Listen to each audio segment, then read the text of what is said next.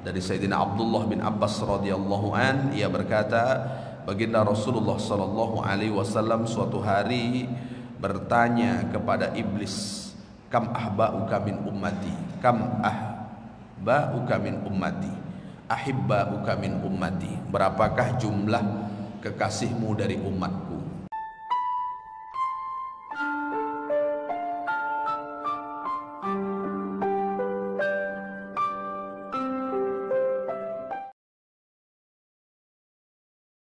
Assalamualaikum warahmatullahi wabarakatuh. Alhamdulillahilladzi asbahna bi fitratil Islam, wassalatu wassalamu ala khairil anam wa ala alihi wa ashabihil kiram. Asyhadu an la ilaha illallah wa asyhadu anna Muhammadan abduhu wa rasuluh. Subhanaka la ilma lana illa ma 'allamtana innaka antal alimul hakim. Allahumma lakal hamdu wa ilaikal mushtaka wa antal musta'an wa la hawla wa la quwwata illa billahil aliyyil azim. Waqad qala ta'ala fi kitabihil karim wa huwa asdaqul qailin. A'udzu billahi minasy syaithanir rajim. Bismillahirrahmanirrahim. Ya ayyuhalladzina amanu taqullaha haqqa tuqatih wa la tamutunna illa wa antum muslimun. Al-ayah. Sadaqallahul azim. Amma ba'd. Ma'asyiral muslimin wal muslimat, para alim, para ulama, para asatidz, para tokoh masyarakat, para orang tua kami, bapak-bapak, ibu-ibu, dan seluruh jamaah salat fardu subuh yang semuanya insyaallah dimuliakan oleh Allah Subhanahu wa taala. Bersyukur kita kepada Allah dengan mengucapkan kalimat alhamdulillahi rabbil alamin. Pagi hari ini Allah bangunkan kita dalam keadaan sehat. Bukan sehat yang menipu, tapi sehat yang mengantarkan kita bisa melangkahkan kaki, mengayunkan tangan guna memenuhi panggilan Allah. Semoga apa yang kita lakukan menjadi apa yang disebutkan oleh baginda Rasul, basyiril masiina ilal masjidi fi zulmi yaumal qiyamah binurit tamah yaumal qiyamah. Beri kabar gembira kepada mereka yang melangkahkan kakinya di waktu gelap, waktu isya, waktu subuh, memenuhi panggilan Allah, datang ke masjid dengan cahaya yang sempurna nanti di hari kiamat. Bersalawat kita kepada baginda Rasul dengan mengucapkan kalimat Allahumma salli ala sayyidina Muhammad wa ala ali sayyidina Muhammad. Assalamu alayka ya Rasulullah. Seraya berharap semoga kita menjadi bagian dari umat Rasul yang kelak mendapat syafaatnya di padang mahsyar. Allah izinkan kita berkumpul berjumpa dengan beliau di dalam surganya, amin ya rabbal alamin.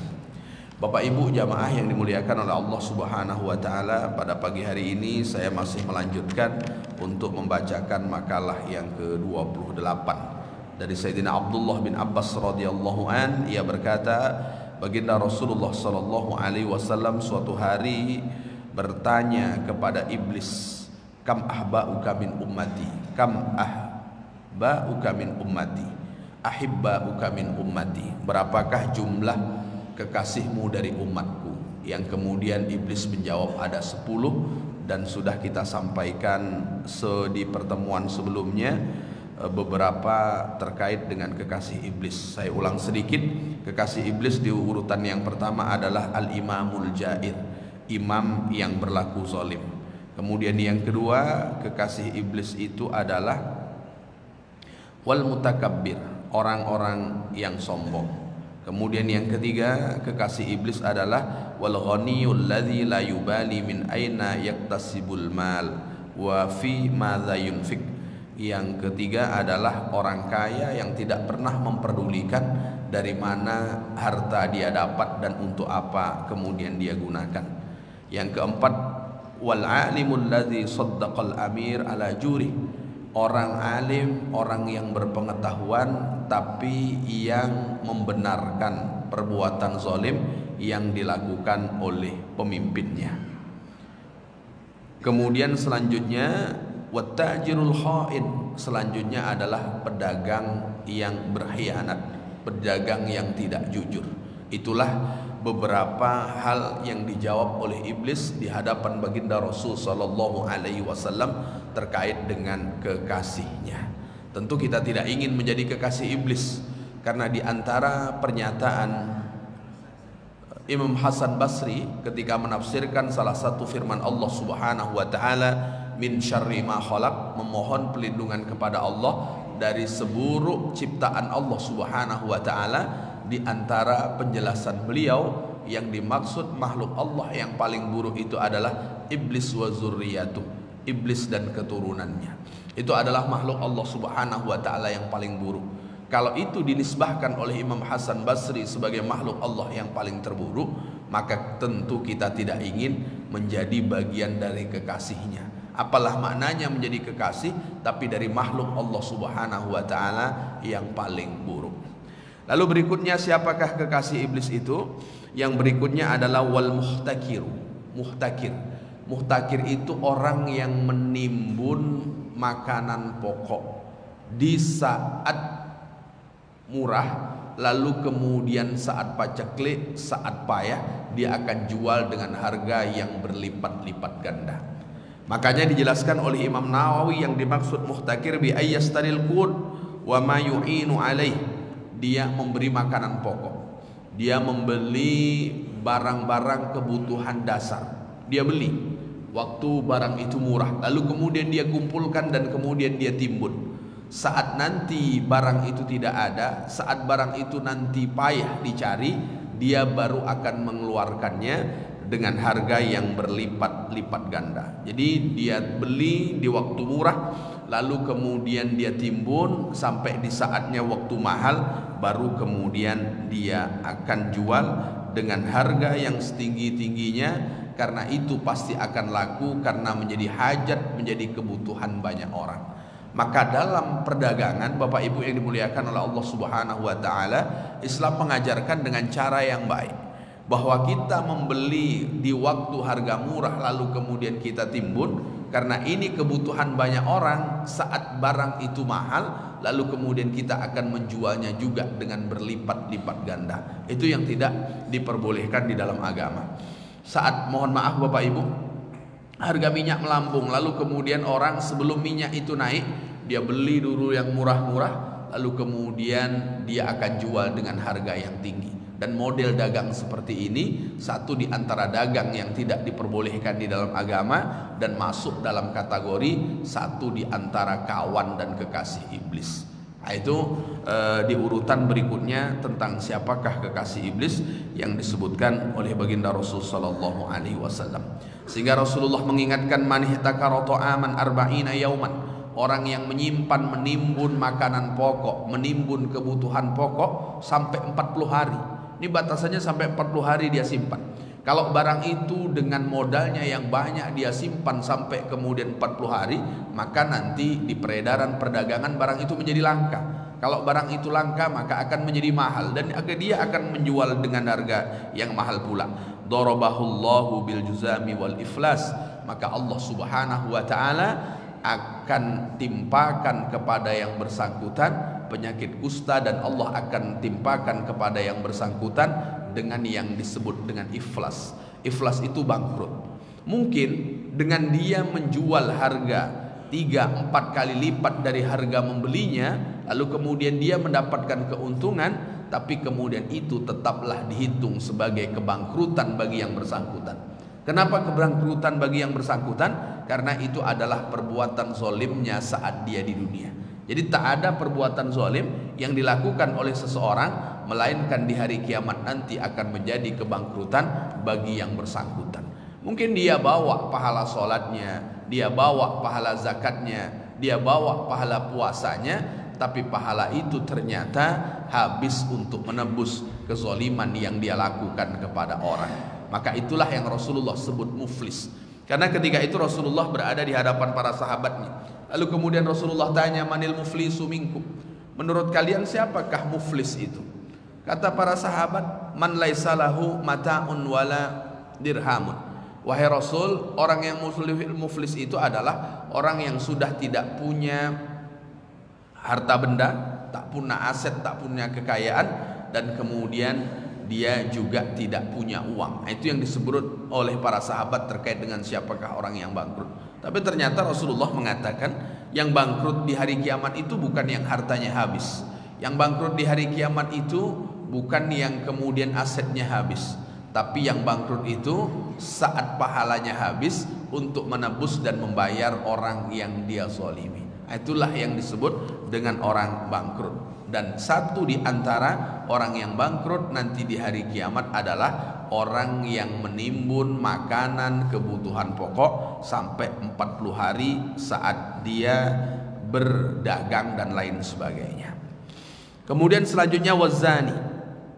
Wazani di antara kawan iblis itu adalah pelaku zina.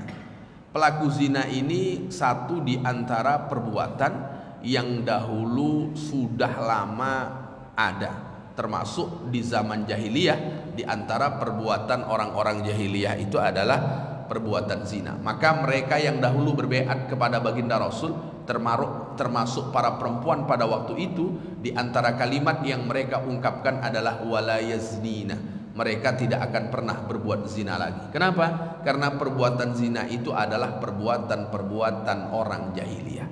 Mungkin orang mengatakan bahwa kita hidup sudah jauh dari zaman jahiliyah. Kita sudah berada di zaman terang benderang. Tapi perbuatan zina sampai sekarang tidak pernah berhenti.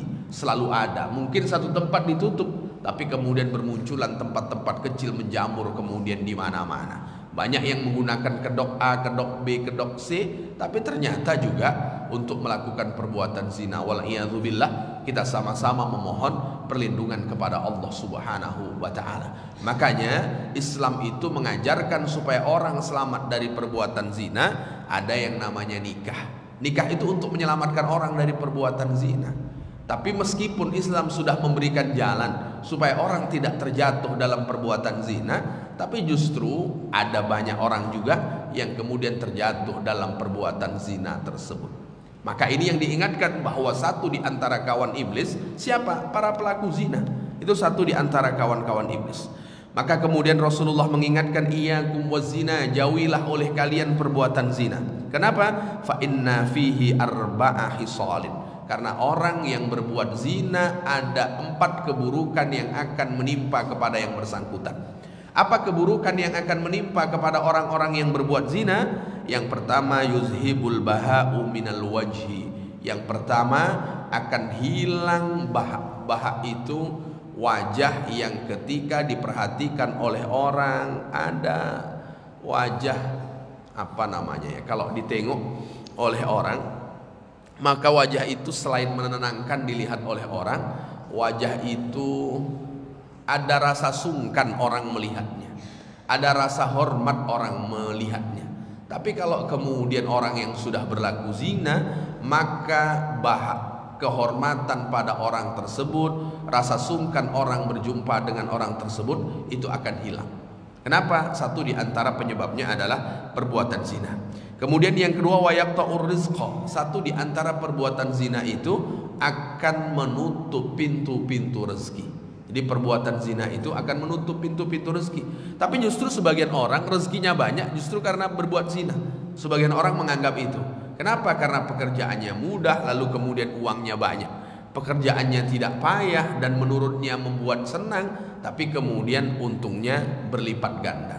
Mungkin orang akan menganggapnya seperti itu. Ada karunia yang Allah berikan, tapi bukan rezeki yang sesungguhnya. Kenapa? Karena itu yang kemudian disebut oleh Rasulullah sebagai istidraj. Istidraj itu Allah menunda azabnya saja, sehingga dia menikmati apa yang dia dapat, pasti berbalas azab, tapi Allah hanya menundanya saja. Kalau Allah menundanya saja, yang paling mengkhawatirkan ketika azab itu datang yang disebut dengan kematian. Kematian itu datang secara tiba-tiba, lalu kemudian dia tidak sempat bertaubat kepada Allah Subhanahu wa ta'ala. Lalu kemudian wa yushitur rahman. Di antara malapetaka yang akan diterima oleh orang yang berbuat zina, dia termasuk orang-orang yang dimurkai oleh Allah Subhanahu wa ta'ala. Kita melakukan amal supaya jauh dari murka Allah. Kita melakukan amal supaya jauh dari azab Allah Subhanahu wa ta'ala. Tapi melakukan sesuatu yang mendatangkan murka Allah, di antara perbuatan itu adalah perbuatan zina. Wa yustawjibul khuluda finnar. Dan di antara malapetaka yang akan diterima oleh orang yang berbuat zina, satu di antara orang yang nanti Allah akan kekalkan di dalam nerakanya. Wal'iyadzubillah, kita sama-sama memohon perlindungan kepada Allah Subhanahu wa ta'ala. Kekasih iblis berikutnya siapa? Wa akilur riba, orang yang makan riba. Jadi orang yang makan riba itu sesungguhnya kekasih iblis, orang yang makan riba. Maka Bapak Ibu yang dimuliakan oleh Allah Subhanahu wa taala, idza akala riba yu'adzabu hina yamutu ila yaumil qiyamah. Orang yang makan riba itu Allah Subhanahu wa taala akan mengazabnya mulai sejak dia akan mati sampai nanti di hari kiamat. Azab itu tidak akan pernah berhenti. Untuk siapa? Untuk akilur riba, orang yang makan riba. Maka Bapak Ibu yang dimuliakan oleh Allah Subhanahu wa taala, kalau azab itu bermula sejak nyawa terpisah dengan raga, maka matinya yang akan menjadi azab bagi yang bersangkutan. Ini kan berat Bapak Ibu. Orang ingin meninggal mudah, maka berdoa, Allahumma hawwin alaina fi sakaratil maut. Ya Allah, mudahkanlah nanti saat nyawa terpisah dengan raga. Tapi ternyata ada yang akan menghalangi orang meninggal mudah saat nyawa terpisah dengan raga. Apa yang menghalangi mudahnya adalah riba yang dia lakukan saat dia masih hidup. Maka para pelaku riba dijawab oleh iblis di hadapan Rasul adalah satu di antara kekasihnya. Maka kemudian dalam keterangan Imam Qatadah, inna akilar riba yub'atsu yaumal qiyamati majnunan. Orang yang makan riba saat dibangkitkan di hari kiamat nanti masuk dalam kategori orang-orang yang gila. Gila itu ya orang-orang yang, Bapak Ibu yang dimuliakan oleh Allah Subhanahu wa taala, kalau ditengok pasti orang tidak respect. Kenapa? Karena gila yang ada pada dirinya. Gila itu kan sebetulnya adanya di dunia, tapi ternyata sampai kiamat nanti ada orang yang tetap masih gila. Siapa di antaranya? Ya orang yang makan riba, dalam keterangan Imam Qatadah radhiyallahu an. Kemudian Bapak Ibu yang dimuliakan oleh Allah Subhanahu wa taala, siapakah kawan setan berikutnya? Wal bahilul ladzi la yubali min aina yajma'ul mal. Yang berikutnya adalah orang pelit, orang bahil, orang kedekut yang dia tidak peduli dari mana dia mendapatkan harta. Harta yang dia cari tak penting dari mana, yang penting dapat. Lalu kemudian saat harta itu sudah dapat, dia pelit dengan hartanya. Maka orang yang pelit, orang yang kedekut, orang yang bahil itu adalah kawannya iblis. Bukan hanya sekedar kawan, bahkan menjadi salah satu kekasih iblis. Maka menjauhi sifat bahil supaya kita bukan kawannya iblis, menjauhi sifat pelit supaya kita bukan kekasih iblis, menjadi dermawan, itulah yang kemudian kita berharap supaya tidak tergolong sebagai kawan dan kekasih iblis. Rasulullah sallallahu alaihi wasallam menyebutkan, ma talifa malun fi barrin wala bahrin illa biman izzakah. Harta itu tidak akan pernah hancur, baik harta itu di daratan atau harta itu di lautan, melainkan harta itu akan hancur bagi orang yang tidak membayar zakat. Maka Bapak Ibu yang dimuliakan oleh Allah, kategori pelit di sini satu di antaranya orang yang tidak mau mengeluarkan hak dari harta yang dia miliki. Bapak Ibu, orang itu nanti kalau sudah nampak malaikat yang akan mencabut nyawanya, baru kemudian muncul perkataan dia akan menunaikan kewajiban hartanya. Tapi apalah maknanya menunaikan kewajiban hartanya kalau kemudian malaikat pencabut nyawa itu sudah datang? Maka Allah Subhanahu wa taala menyebutkan dalam salah satu firman-Nya, Rabbi laula akhartani ila ajalin qarib. Kalau sudah nampak malaikat pencabut nyawa, wahai Tuhanku, tunda sekejap, beri kami kesempatan sebentar saja. Kenapa dia minta agar kematian itu ditunda? Fa'as-saddaqa, dia mau bersedekah. Dan keterangan para ulama, yang dimaksud dia ingin sedekah itu satu di antaranya dia ingin mengeluarkan hak harta yang dia punya, yang ada seharusnya sampai di tangan orang lain. Bapak Ibu, harta yang Allah Subhanahu wa taala titipkan kepada kita itu sebahagian ada hak orang lain. Ada zakat, berarti 25%. Kalau seandainya itu adalah zakat profesi, zakat simpanan. Tapi kalau kemudian zakat pertanian, itu maka yang perlu kita keluarkan adalah justru 10% kalau tidak mengeluarkan biaya. Tapi kalau kita mengeluarkan biaya, maka yang kita keluarkan adalah 5% dari zakat pertanian kita. Itu hak orang lain. Tapi kalau itu kita tahan, kita tidak berikan, berarti kita termasuk orang-orang yang pelit. Sedangkan untuk hak orang saja kita tidak mau mengeluarkan, apalagi yang bukan hak orang, tentu jauh lebih berat untuk kemudian mengeluarkannya. Nah, maka orang yang menahan tidak membayar hak orang lain dari zakatnya, dari infaknya, dari sedekahnya, itu disebut dengan orang yang pelit. Dan orang yang pelit satu di antara kawan syaitan. Kemudian yang terakhir, kekasih iblis itu siapa? Wasyaribul khamril mudminu 'alaiha. Orang yang minum minuman keras sampai minum minuman keras sehingga dia mabuk. Jadi orang yang minum minuman keras dia mabuk. Ini kalau yang berbentuk cairan. Tapi ada yang kemudian berbentuk zat padat. Mohon maaf, seperti pil ekstasi, itu kan bentuknya padat itu. Kalau diminum lalu kemudian dia mabuk, ya hukumnya tetap sama, karena ilatnya sama-sama menghilangkan akal sehat. Maka orang yang minum arak, orang yang makan makanan yang memabukkan, itu adalah satu di antara kekasih iblis. Sehingga Rasulullah SAW mengingatkan betul dalam salah satu firman sabdanya, man syariba khamran, orang yang minum minuman keras, lalu kemudian kharaja nurul iman min jaufi, maka akan hilanglah cahaya iman dari dalam dirinya. Maka ternyata iman itu berbentuk nur, berbentuk cahaya. Kalau saat dia minum minuman keras, maka cahaya iman itu akan hilang pada diri. Bapak Ibu yang dimuliakan oleh Allah Subhanahu wa taala, hal-hal yang memabukkan ini kalau kita tengok orang menjualnya ya seperti menjual hal-hal biasa saja. Seperti orang yang kemudian tidak peduli bahwa itu adalah sesuatu yang melanggar ketentuan agama. Orang tidak memikirkan menjualnya, kan saya cuma menjual Pak Ustaz, saya tidak minum. Artinya kalau kita turut serta di dalam menyebarkan hal yang tidak baik, kita tetap juga bertanggung jawab akan dosa yang kemudian kita lakukan. Nah, inilah 10 sifat yang jika ada pada seseorang, maka dia adalah kekasih iblis. Apalagi sampai 10 sifat itu semuanya ada pada dirinya. Wah, maka jelaslah dia adalah kepala dari sekian kekasih iblis. Maka kita mohon perlindungan kepada Allah. Kepada iblis jangan katakan kita berkawan, tapi angkatlah bendera bahwa kita adalah bermusuh. Lalu pertanyaannya, siapakah musuh-musuh iblis itu? Dalam lanjutan berikutnya, summa qala Nabi sallallahu alaihi wasallam li iblisa. Kemudian baginda Rasulullah sallallahu alaihi wasallam melanjutkan pertanyaannya kepada iblis, fakam a'da'uka min ummati. Lalu berapakah jumlah umatku yang menjadi musuh? Berapakah jumlah umatku yang menjadi musuhmu wahai iblis? Kira-kira Bapak Ibu, kita mau jadi kawan atau jadi musuh? Halo Bapak Ibu, mau jadi kawan atau jadi musuh? Nah, kalau musuh iblis berarti 10 sifat berikut ini. Apakah 10 itu? Kata iblis kepada Rasul, a'da'i isruna nafaron. Oh tidak 10 ternyata Bapak Ibu.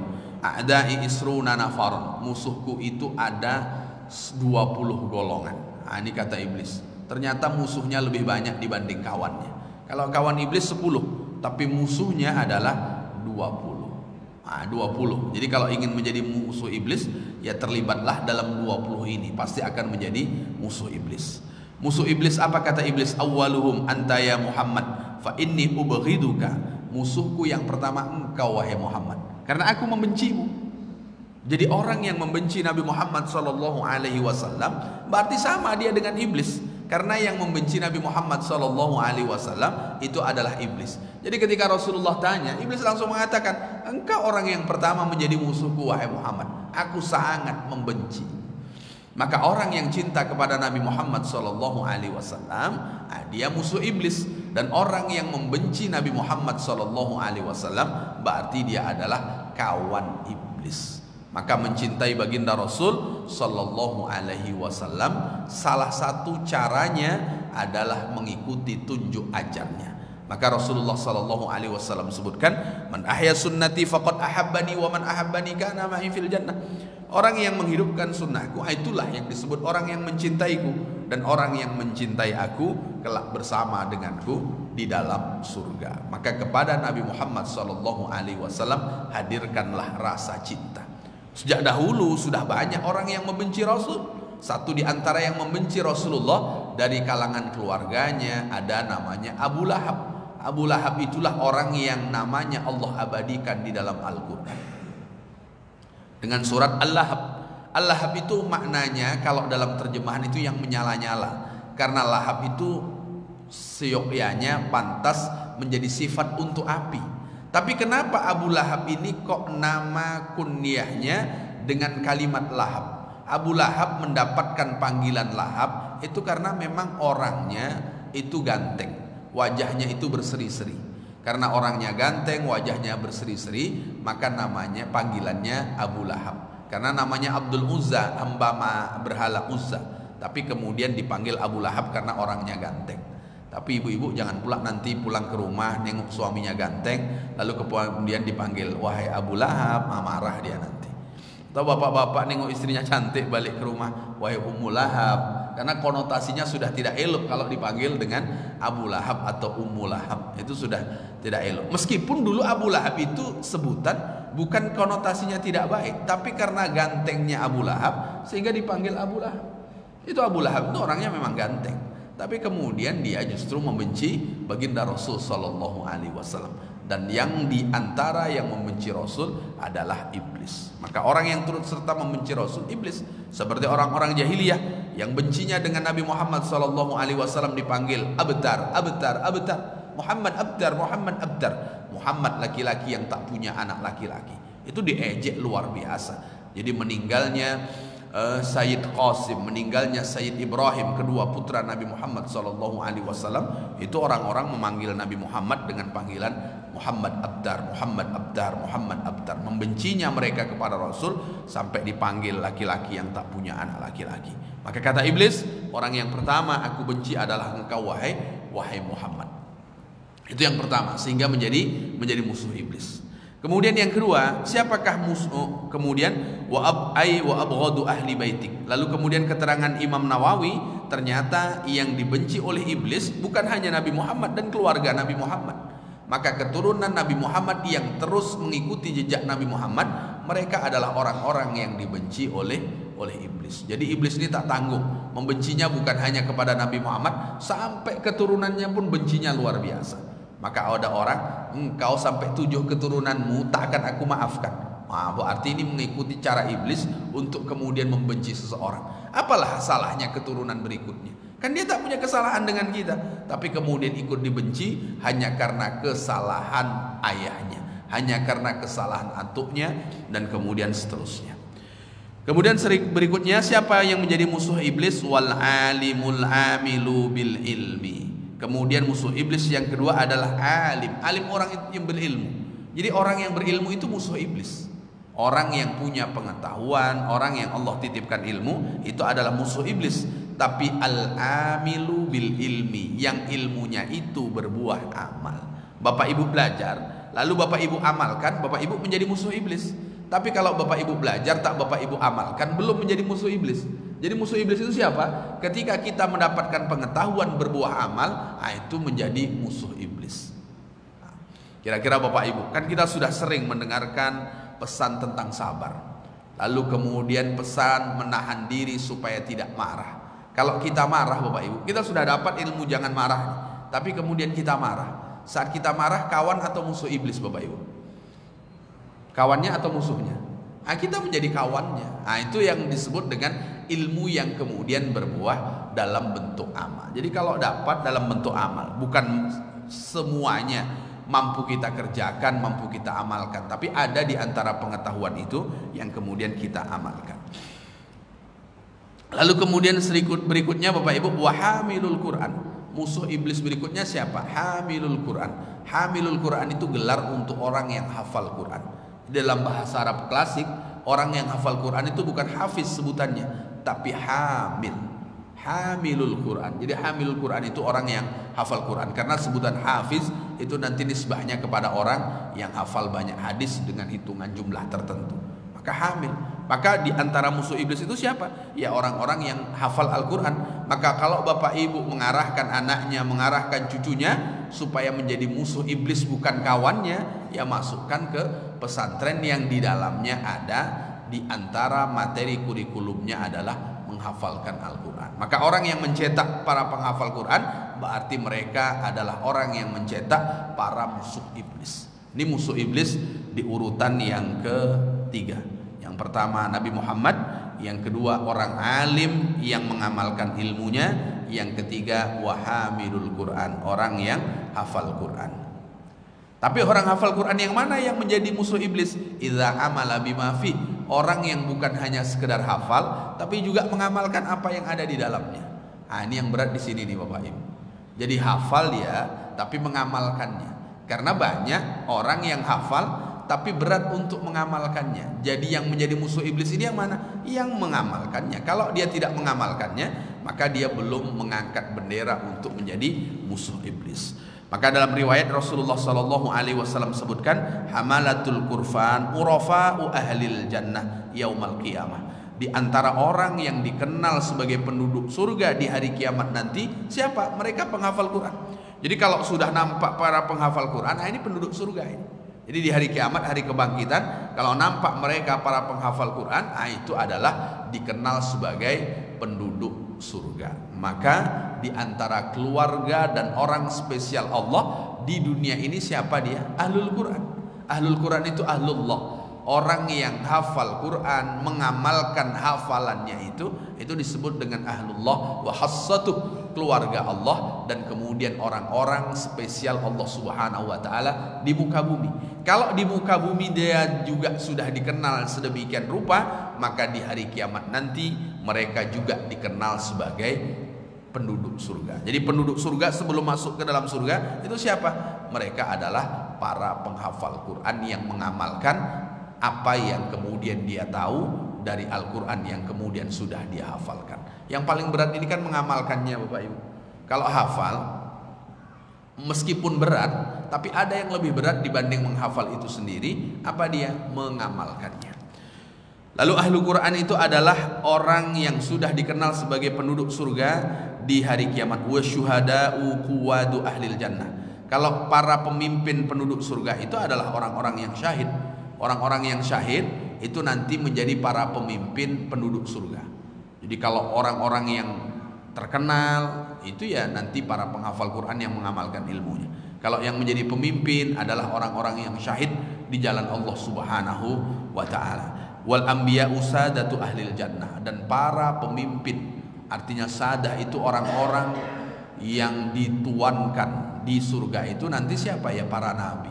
Maka berarti para penghafal Quran itu deretannya dengan para nabi Allah Subhanahu wa taala. Makanya Bapak Ibu yang dimuliakan oleh Allah Subhanahu wa taala, meskipun kita tak hafal Quran, tapi jangan sampai kita meninggal tidak sedang dalam proses menambah apa yang kita ingin hafalkan. Di proses menambah ini yang perlu kita jaga Bapak Ibu.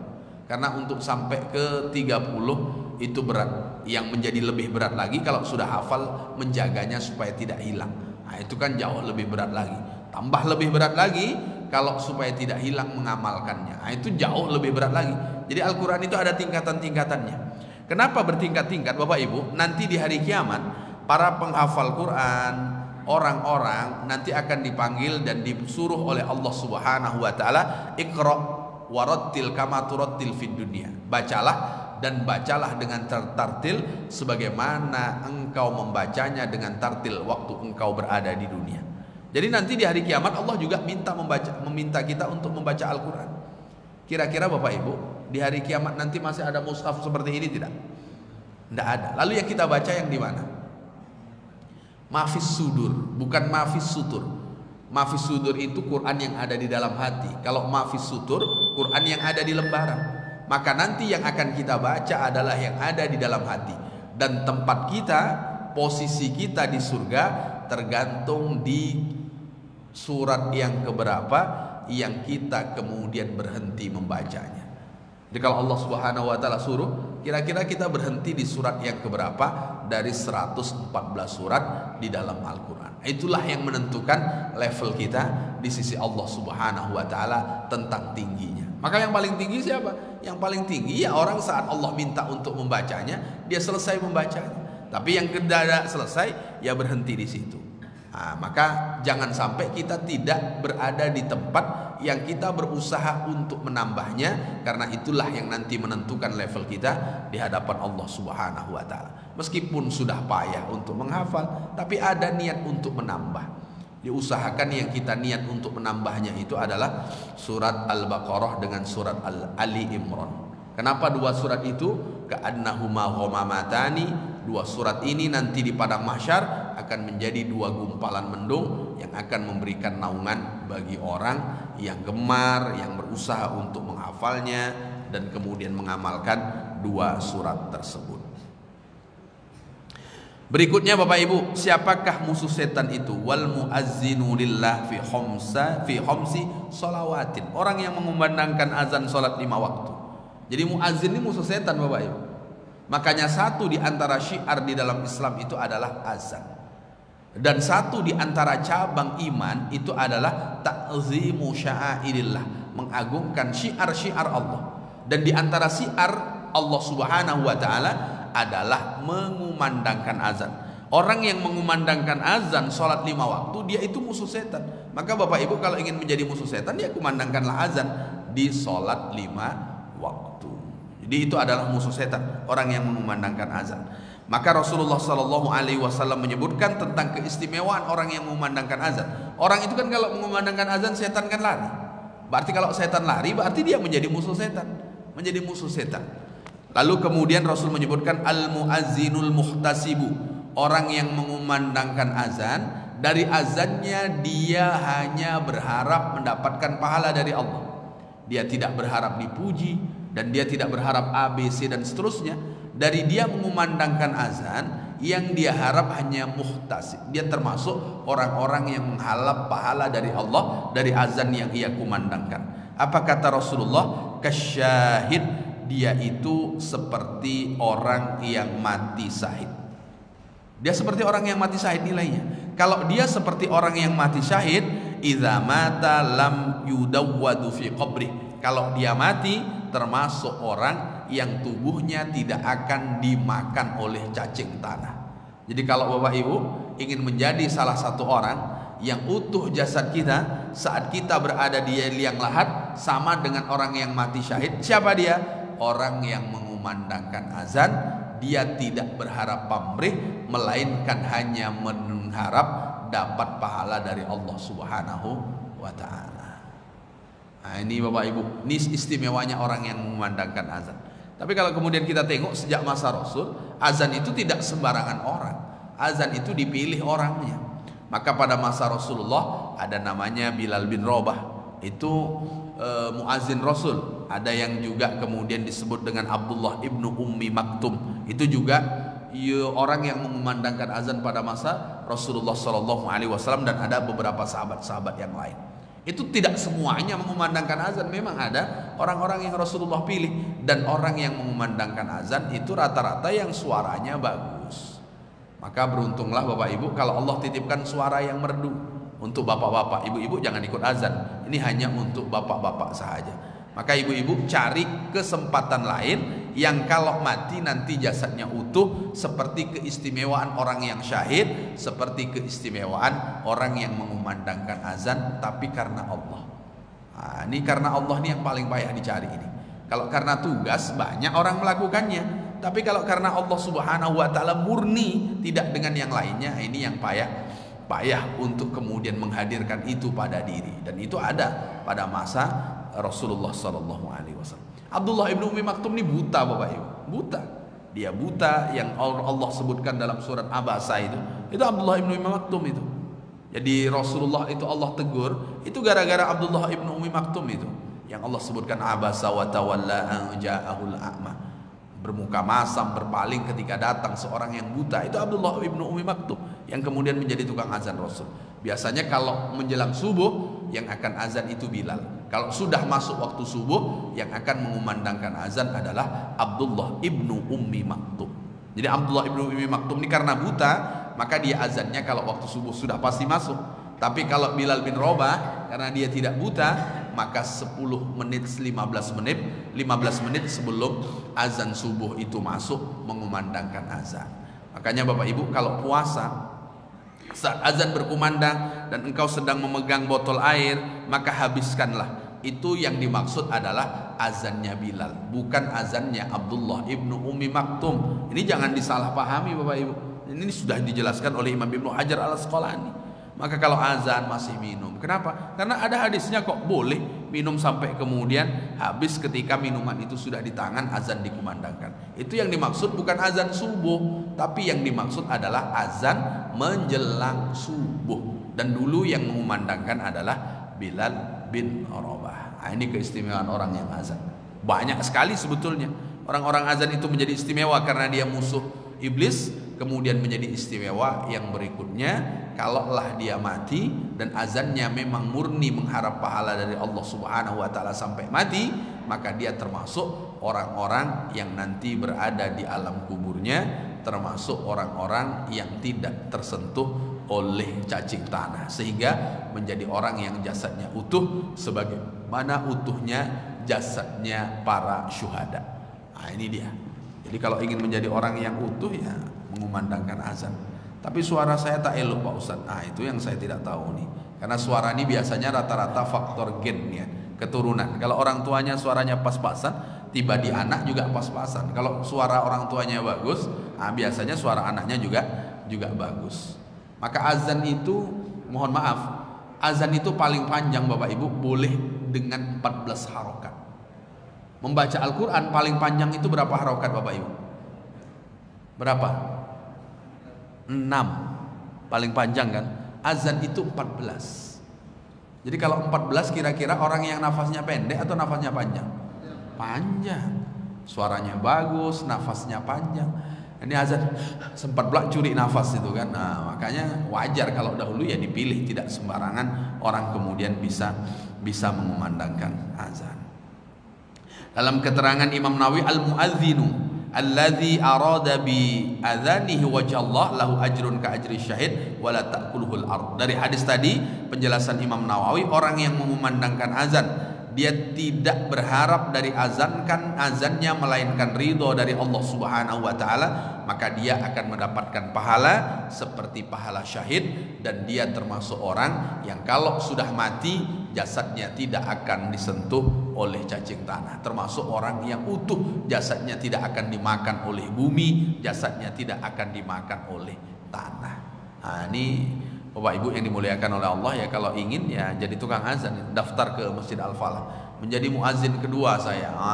Itu kan, menjadi muazin kedua, maka dia akan mengumandangkan azan setiap sholat 5 waktu. Jadi kalau ada orang sampai mati itu di antara yang dia lakukan, apalagi di kampung-kampung ini, mohon maaf Bapak Ibu, di kampung-kampung ini kan payah mau mencari orang azan 5 waktu ini, payah. Biasanya yang azan selalu ato-ato, orang yang sudah tua, dan kadang dia pula yang menjadi imam itu kan. Allahu Akbar, Allah. Orang dengar aja dah tak semangat untuk kemudian ikut. Tapi Bapak Ibu jangan celah, kenapa? Ini menjadi spesial. Saat yang lain tak ada, yang dia azan ini karena Allah. Kenapa? Apa yang mau diharapkan? Mau dipuji, suaranya tak bagus, itu kan? Apa yang diharapkan? Menunggu pujian orang, tak ada. Kenapa mau diuang suaranya juga tidak bagus? Nafas juga sudah tidak sampai. Dia tidak berharap dipuji, dia hanya ingin menghidupkan syiar agama. Kalau masuk sholat 5 waktu dia mengumandangkan azan. Tapi kalau yang suaranya bagus ini kan kadang sulit untuk membersihkan diri dari selain Allah Subhanahu wa taala. Suara saya bagus kok, dia azan. Nah, kalau suara saya bagus nih, bukan hanya setan yang lari nih, kata dia kan. Maka ada kemungkinan terbesit untuk kemudian juga dipuji oleh orang.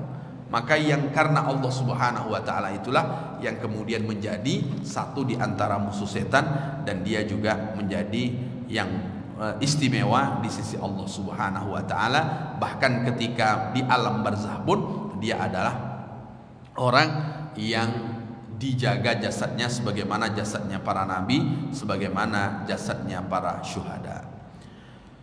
Bapak Ibu, berikutnya siapakah musuh setan itu?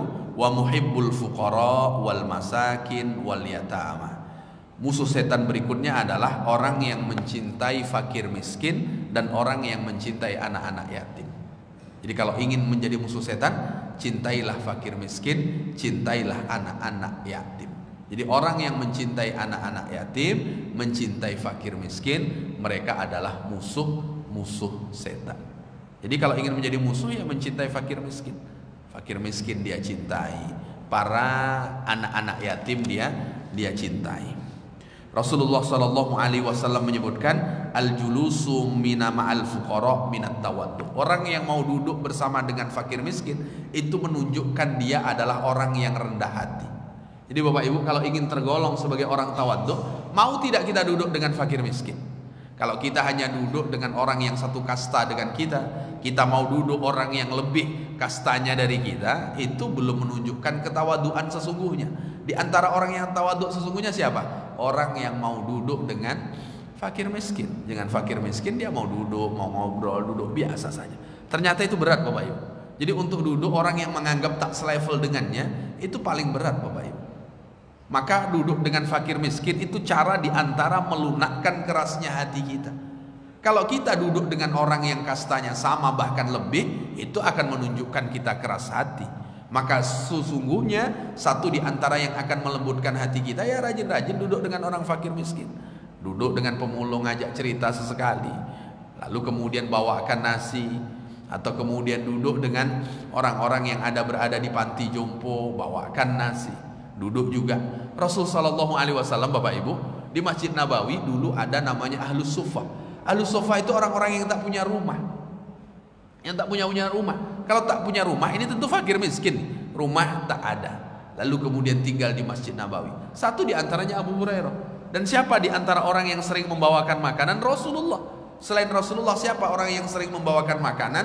Yang sering membawakan makanan adalah Abu Bakar radhiyallahu anhu. Itu sering membawakan makanan untuk mereka. Maka duduk dengan fakir miskin itu diantara cara kita menundukkan ego dan kerasnya hati kita. Maka duduk. Maka Bapak Ibu, janganlah kita tidak pernah makan dengan fakir miskin. Sekali duduk dengan fakir miskin, makan bersama dengan mereka. Nah, itu luar biasa. Ada kenikmatan yang mungkin kita tidak menemukan di kenikmatan saat kita makan sama-sama dengan orang yang tidak fakir dengan tidak miskin. Itu pasti ada kenikmatan tertentu. Bapak Ibu melihat orang makan dengan lahap saat dengan kefakirannya, dengan kemiskinannya, itu ternyata akan menjadi kenikmatan khusus. Maka duduk dengan orang-orang fakir, kata baginda Rasul, menunjukkan ketawaduan seseorang. Wa huwa min afdhalil jihad. Itu dihitung sebagai salah satu jihad istimewa. Jadi ternyata jihad itu bukan hanya sekedar mengangkat pedang. Jihad itu bukan hanya sekedar mengalahkan hawa nafsu. Satu diantaranya orang yang mau merendahkan egonya. Ini kan juga jihad ya. Egonya yang tinggi lalu kemudian dia rendahkan dengan duduk bersama dengan fakir miskin, dengan peduli terhadap anak-anak yatim. Nah, ini yang disebutkan oleh Rasul. Makanya Rasulullah menyebutkan, "Idza aradta an talina qalbak", kalau engkau ingin hatimu lembut, kata baginda Rasul, "Falyamsah ra'sal yatim", usaplah kepala anak yatim, "wa at'im al miskin", berilah makan orang miskin. Nah, ini ternyata itu yang melembutkan hati. Kalau lembut hati berarti dia tawadhu, bukan masuk dalam kategori orang-orang yang sombong. Ini yang baru kita bacakan beberapa terkait dengan pesan baginda Rasul sallallahu alaihi wasallam. Bahkan dalam keterangan yang lain Rasulullah memberikan penjelasan, likulli syai'in miftah. Setiap sesuatu itu ada kuncinya. Ada kuncinya. Bapak Ibu mau masuk masjid, masing-masing pintu itu ada kuncinya. Jadi segala sesuatu itu ada kuncinya. Wa miftahul jannah hubbul masakin wal fuqara. Satu di antara kunci pintu surga selain kalimat la ilaha illallah itu adalah cinta terhadap fakir miskin. Jadi orang yang cinta terhadap fakir miskin dengan berbagi peduli terhadap mereka, satu di antara orang yang mengumpulkan kunci surga saat dia di dunia. Dan sekarang ini tak ada yang lebih fakir dibanding sebahagian orang-orang Palestina yang rumahnya tak ada, makanan tidak punya. Nah, maka Bapak Ibu terlibatlah untuk kemudian membantu mereka. Kita setidak-tidaknya ada makanan, masih ada tempat berteduh. Mereka tak ada tempat berteduh karena gedung-gedung rumah-rumah mereka banyak yang hancur. Itu mungkin Bapak Ibu yang saya bacakan. Jika ada yang ingin didiskusikan, ditanyakan, dipersilahkan. Karena ini jumlahnya 20, jadi sisanya insya Allah kita akan sampaikan siapakah musuh-musuh setan itu setelah beberapa yang kita bacakan pada pagi hari ini. Mungkin ada yang ingin ditanyakan Bapak Ibu, dipersilahkan jika ada. Pas ini nampaknya. Baik. Jika tidak ada, barangkali demikian yang bisa saya sampaikan. Semoga kita termasuk musuh-musuh iblis, bukan kawan-kawan iblis. Kalau kita merasa bahwa ternyata perbuatan kita ada yang mengantarkan kita menjadi kawan dan kekasih iblis, maka berhentilah dari perbuatan itu, supaya kita bukan kawannya, supaya kita kemudian bukan kekasihnya. Kalau kekasih dan kawan iblis, nanti kawannya ya juga yang kekasih dan kawan iblis juga. Biasanya seperti itu. Maka menjadi musuh-musuh iblis. Di antaranya beberapa tadi sudah kita bacakan.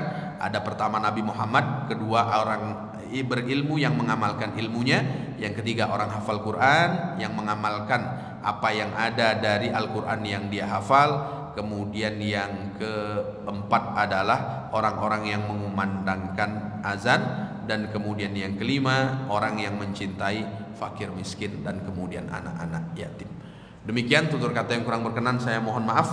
Sama-sama kita tutup dengan doa kafaratul majlis. Subhanakallahumma wa bihamdika asyhadu an la ilaha illa anta astaghfiruka wa atubu ilaik. Assalamualaikum warahmatullahi wabarakatuh.